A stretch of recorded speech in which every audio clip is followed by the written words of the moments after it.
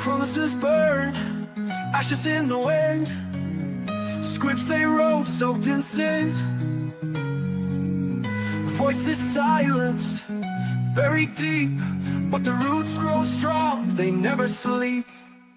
Oh, steel and greed won't build a home, can't kill the truth with a hollow throne. Hands will rise, clenched in fists, history's patterns, they won't be missed. Echoes linger, they're drilled home. Can't kill the truth with a hollow drone. Hands will rise, clenched in fists, history's patterns, they won't be missed.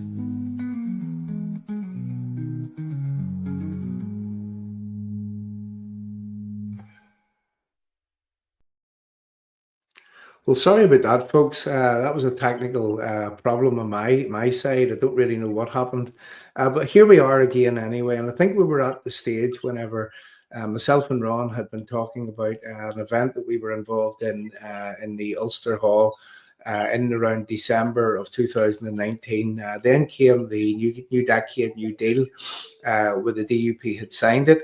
And then came the betrayal of Boris Johnson's government to the Unionist people of Northern Ireland by placing a border between ourselves in Northern Ireland and our brothers and sisters in England, in Scotland and in Wales. So Ron, on this matter of betrayal, I mean, did you ever expect it to happen?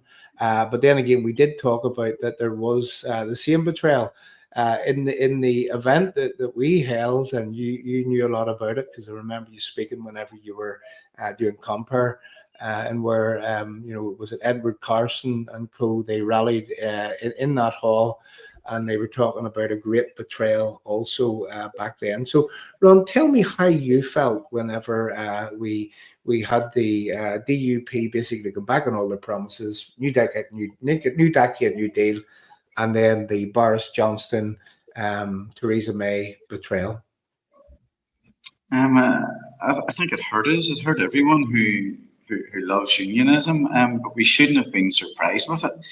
It's not something that took us unawares. I mean, our songs, the songs of our people, are filled with sentiments that express that. I think Armagh Brigade has the words, "Knowing England's promises are as firm as drifting sand, I don't believe a word that they say." We're aware that the British government and politicians, not the English people, but the British government has history there. But when you're in a position such as ours, and when your back's to the wall, and to reflect the wording of the Unionist Declaration of unalterable opposition, that was the wording of the combined Unionist Pact signed by the four Unionist parties here, unalterable opposition. Then when people give you their word that they'll oppose something, you have to put stock in it. They're the government, they're the policymakers, they're the lawmakers. And when you campaign for something, then you have to take them at their word. We've had setbacks, and I'll be honest, when the DUP went back into Stormont, I was hurt by that, and I mean hurt because we had an electoral pact at that time as well that we wouldn't stand against them. They wouldn't stand in any constituency where there was an anti-protocol candidate. But unfortunately, we stood in every constituency, and ultimately that led to Jim Allister being elected as an MP on the back of that. But like I say, it hurt, but you have to make a stand, and you have to campaign, and you have to lobby, and that's what we'll continue to do. And Ron, on that subject, I mean, that's a good segue into the recent poll. Now, I'm not a great man for listening to polls, especially when they're not going my way. But I'll have to say I accepted this one, and I accept this one with open arms for certain reasons. And I'm just going to really start with one good reason, one really good reason, and a reason that I believe that other unionists right around this country will actually remember. Ever since I've been a lad, this is the reality. I've been involved in politics in one way, shape, or form for a very, very long time. I don't know why that I was interested in politics so much as I was, as a young man. I could maybe say, and then I'll come to the point that I'm making. In an area not far away from where you grew up, I mean, I seen the first really attempted murder when I was 7 years of old, or 7 years of age. Like where two members of the Provisional IRA stood out from a bus stop, shot a taxi driver, and I witnessed that man crawling across the road in his hands and knees with big blood red holes all over his back. And I don't know, maybe at that age, seeing that always had me looking at things, maybe looking at things in the news, taking a keen interest. And, really from a young age, I developed a keen interest in politics. But, looking at politics right up through the years, I, even at the age of maybe 20, when I would have said that successive unionist parties, whether that be the Ulster Unionist Party, the DUP, they had promised us the earth, the moon, and the stars at the time of election, and then it came to whenever they got their power back to the speech of Carson. Carson, you help them climb up the ladder, and once in power, they kick away the ladder, and that's a brilliant way of describing this. But I had seen this, witnessed it so many times, and to me. December for the rally for the union, to try to get the DUP elected on the promises that they made to us and the people. For me, I can remember actually coining a phrase at that time, and this was the final last chance, is what I called it. If you can recall, I was doing this thing called Restore UK on a similar basis in and around that time, and to me that was the final last chance for the DUP ever. And I can remember whenever Jeffrey Donaldson then took over the DUP subsequently, later, I can remember Emma Pengelly. She came to me and she says, "Would you not give JD a chance?" I says, "Emma, I don't know how many chances that we'll give the DUP." I says, "So no, once bitten, 10 times bitten, 15 million times bitten, never again." And I believe, in talking to people, that there's a lot of people in unionist politics in Northern Ireland that actually feel that way.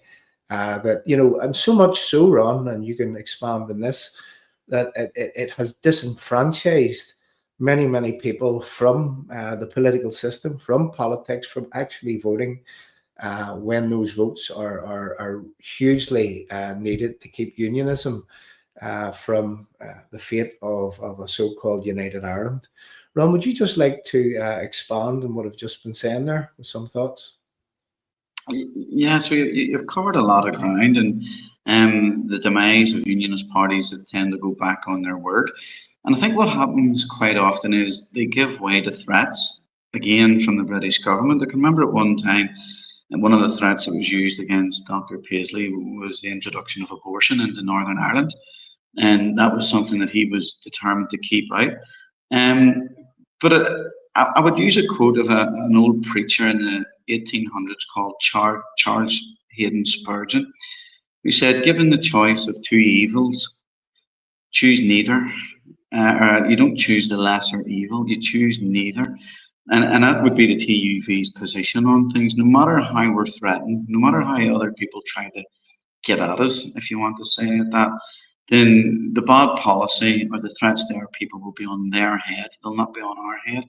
And I don't think we try and take the lesser of two evils. And I think that has cost unionism a slow death. We've been bleeding out for the last 25 years, constantly giving concessions, constantly giving a wee bit, constantly trying to take the lesser of two evils. And given the choice between the lesser of two evils, it would be the TUV's position to choose neither. Now, the increase in the TUV vote is by and large a lot down to how we're consistent in our message, consistent in what we say. We've called things out. You showed a clip there from 6 years ago, which was prophetic from Jim, that proved to be right. But our vote wouldn't be on the increase at the polls if Northern Ireland was in a good position. And Northern Ireland isn't in a good position. So it's more to do with how others have behaved, I think, than how we've behaved that has led to us to have an increased vote. People are prepared to give TUV a chance. but they've shown through the DUP and through the TUV that they'll not be taken for mugs, and we can't take the electorate for mugs. All they're prepared to do is lend us their vote, and we've got to earn their trust. We've got to earn their trust. Northern Ireland's not in a good position. Northern Ireland isn't strong at the minute, and people are looking for an alternative. And with that great responsibility and great honour of getting people's votes comes a great burden of delivery and to do exactly what you say you're going to do. That was me cutting up looking for another little video clip there. So Ron, on to something else that I wanted to talk to you about, and we'll be stopping here in about 10 minutes. And again, I can only apologize for the, what happened in the middle of the original stream.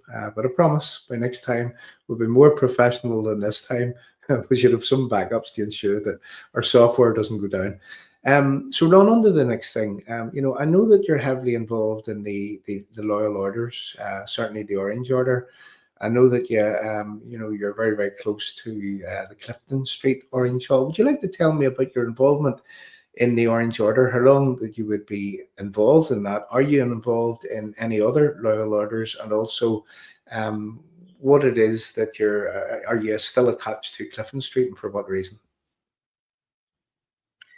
Yeah, I'm still an Orange man. I'm an Orange man before I'm a TUV politician, and I'll be an Orange man after my career in politics has went over.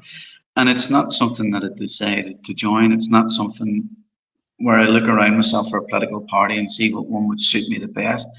My Orange membership's a way of life. I'm an Orange man by birth, and I have an Orange heritage by birth.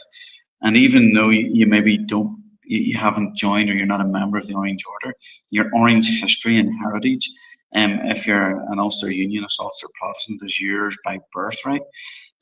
So there's a verse in the Bible that says we have a goodly heritage, and I have a goodly heritage. And that was probably one of my first forays into politics, because I know the goodness of my Orange obligation. I know the goodness of my brothers within the Orange, and I know the goodness for what it stands for. I mean, the civil and religious liberties for all and special privileges for none. That's something universal. That's a good foundation to stand on. And so the Orange to me is a way of life. And when it comes under attack, and it is attacked by republicanism, maybe when Sinn Féin's votes waning, or when they attack parades, which is an affront on the right of assembly, well then I take that as an attack on me as a person, because I'm an Orange man first and foremost, and I know there's nothing offensive in it, and that's why I'll defend it so vehemently. Yeah, Ron, and I just want to get you to say that again. I can say that phrase and we'll start it off again for you, because I want to expand on that. But civil and religious liberties for all. What way does that go again? So that's obviously the battle for civil and religious liberties was won at the Glorious Revolution at the Boyne in 1690. But ultimately, it's civil and religious liberty for all and special privileges for none. Right. And that leads me on to something else that I never intended speaking about. But, my involvement in politics and a lot of things that I speak about, the things that sort of give me great content, as you go on a daily basis, listening to the media, listening to politicians, listening to anybody in power, or some of these non-governmental organizations would seem to be more powerful than politicians nowadays. I have noticed for a great number of years that let's focus on the law to explain this. What is the law? What is policing and justice? What should a policing service be? You mind the time of the Belfast Good Friday Agreement and the run up to it, the Republicans were saying that the RUC were politicised. Now, I'm going to say that granted there was more maybe Protestants, Unionists in the RUC, but there was a reason for that, and the reason was that well, if you were a Catholic and if you were in the RUC and if you lived amongst the nationalist Republican Catholic community, well, the chances were that you were going to lose your lives or your families were going to be threatened and chased out of the area. So for that reason, a lot of people from within that grouping didn't actually join the RUC. But the people that the RUC stood against the provisional IRA for many, many years in Republican paramilitaries, and they mounted a campaign of what was it, RUC with the orange collarettes and stuff on, and political policing and all of this sort of stuff. The RUC not welcome in their areas and so on. So they brought a man called Chris Patten in to create a thing called the Patten recommendations, and it resulted in the Patten report. Now, I'm saying this for a reason, and this to me is the most perfect combination of words for any public body that exists, anybody that is front-facing to the public, anybody that is government-funded to deal with the public in any way. I believe they should be, as it was that Chris Patten says that the new PSNI, the Policing Service of Northern Ireland, should be. These were the words. These were the perfect combination of words that I think for any public body. Chris Patten says that they wanted to create a policing service which was fair, which was impartial, which was free from partisan political control, which was capable of gaining and maintaining the respect of the entire community. And I just think of that combination of words. And now I try to apply that to anywhere, whether it be councils, whether it be, civil services, whether it be schools, whether it be whatever. I believe that there's no place for politics in any of those realms because, they serve the entire community. And they should be fair, impartial, free from partisan political control, not bringing your political ideologies into school to teach children, not sort of when it's terms of policing or justice, not say, for example, that what is policing? We'll focus on it this way, is the policing service. It should be, they should police without fear or favour. Yeah. Everybody should be subject to and equal under the same law. There should be no hierarchy of rights for anyone. And this is why I came to this, Ron, was because in that Orange Order statement, civil and religious liberty for all. What was the other bit? It was special privileges for none. For none. There you go. So you see, what the Orange Order actually stands for is they're against the hierarchy of rights for any grouping. And we see, we could look right across the board, and it was explained to me, it's also like the oppression Olympics, who's at the top of the table in terms of the most oppressed and who gets the most rights in this country. Is that right, Ron, do you think? No, and there's two sides of it. And the first one is the PSNI never had a chance to exercise the full measure of the law equally, because when the PSNI was formed, there was IRA members running about with letters in their pockets saying that they would never fall under the jurisdiction of law in Northern Ireland. So the police were undermined and their criminal investigations were undermined at the start, when all you had to do was pull out a letter from Tony Blair and you wouldn't go to jail. Yeah. But one of the first conversations that I got into, one of the first debates with an Alliance MLA on the Nolan show, was around the participation of the PSNI in Pride. When they had their cars painted and they wanted the PSNI officers on parade. And for a while, the PSNI had been on parade. But the activists within the organisation of Pride will tell you straight that Pride is protest. So they're protesting against laws that they don't like. So what in essence you had was the PSNI taking part in a protest to overturn laws that they're supposed to be upholding. Yeah. You then had a counter protest by Christian groups who were opposed to the aims of this protest. And the police were then asked to police the protest that they were taking part in. And we know that the transgender laws and some of the transgender implications for the suppression of puberty and drugs in adolescent kids would be an affront to most people. and the police impartiality was blown apart in that. So um, Chris Patton said that he wanted a neutral police force without favour for anyone. And we're still fighting to get that today because it hasn't been delivered to us. But that's right, special privileges for none, and it appears that there are still special privileges for some in society in Northern Ireland. Yeah, and on that subject of the patent recommendations, in where that it did state specifically that they needed a fair police force, fair, impartial, free from partisan political control, which is the key one. We have a policing board with several political members on that policing board, actually directing the way that policing would happen. I mean, we've seen the antics of, say, Jerry Kelly from within that policing board. We do have a so-called loyalist representative on that. Now, again, Ron, I'm not looking to associate you with my words, but I do have my concerns with reference to this.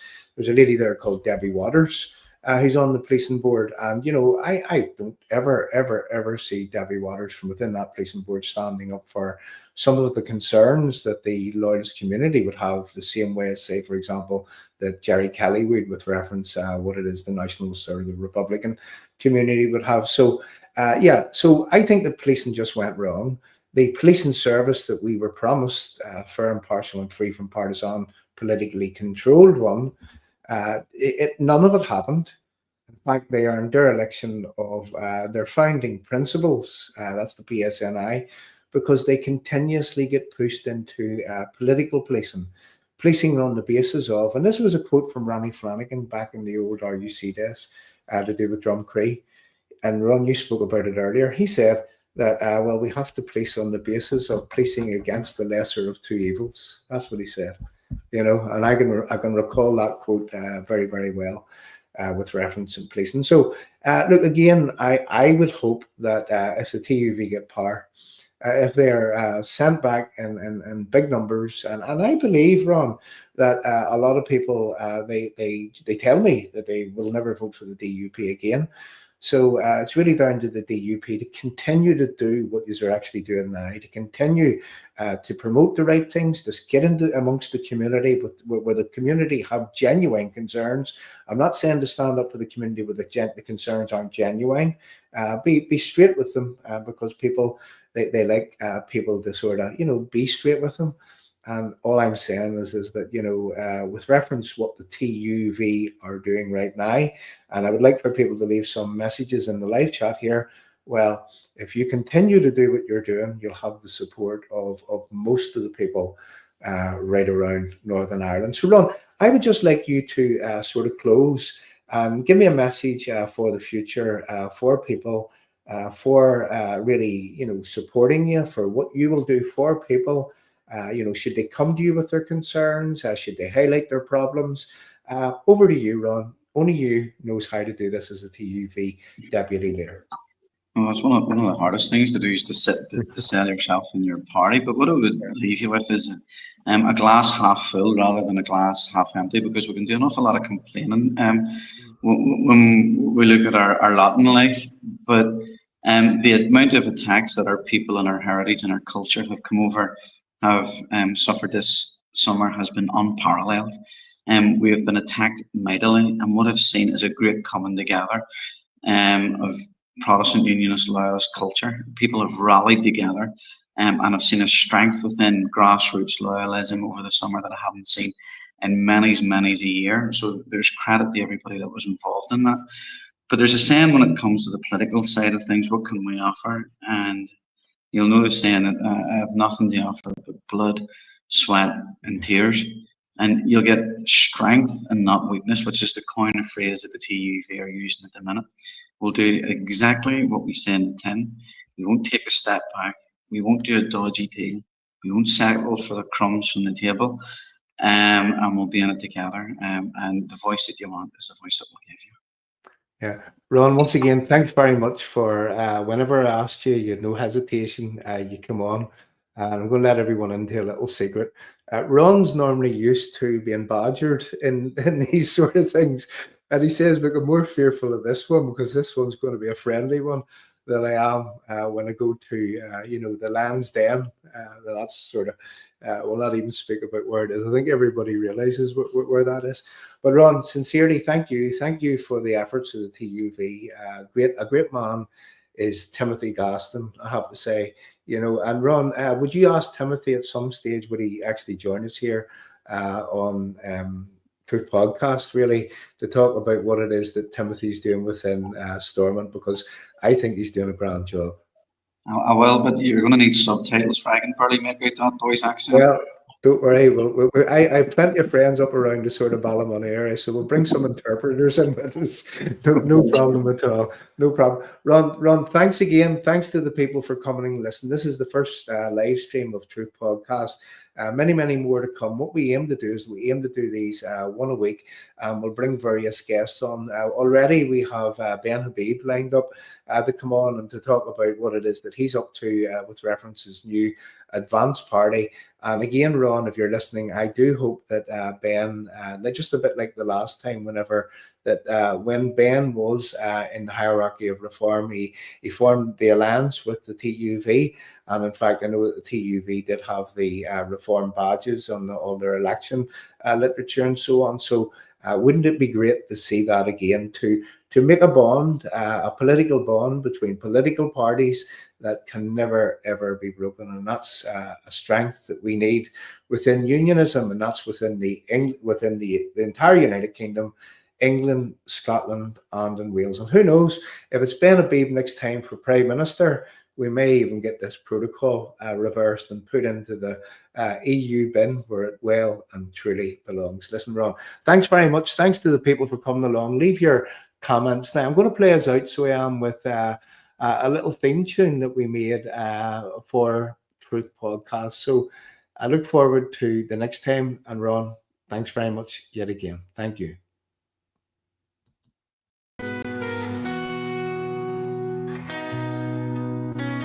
Shouts in the square, they're too proud to hear. Blindfolds on tight, driven by fear. Hands in their pockets, hearts made of stone. Kings on a throne, yet utterly alone. The truth will rise, it breaks the chains. Through cracks and walls, it floods the veins. You can't control what eyes will see. The truth will fight to set us free. Promises burn, ashes in the wind. Scripts they wrote, soaked in sin. Voices silenced, buried deep. But the roots grow strong, they never sleep. The truth will rise, it breaks the chains. Through cracks and walls, it floods the veins. You can't control what eyes will see. The truth will fight to set us free. Well, as you see, people, what we've got sale agreed signs on the gates of Stormont. So there's what's happening. Sale agreed. Now, whilst it's sale agreed, it doesn't mean to say that it's sold yet, and we can change things. We can change and turn things around. Ashes in the wind, scripts they wrote, soaked in sin. Voices silenced, buried deep, but the roots grow strong. They never sleep. The truth will rise, it breaks the chains. Through cracks and walls, it floods the veins. You can't control what eyes will see. The truth will fight to set us free. Steal and greed won't build a home. Can't kill the truth with a hollow door. Hands will rise, clenched in fists. History's patterns, they won't be missed. Echoes linger, they're deaf to the call. The house of glass destined to fall. Clouds will break, bring light to the dark. A spark ignites, it leaves a mark.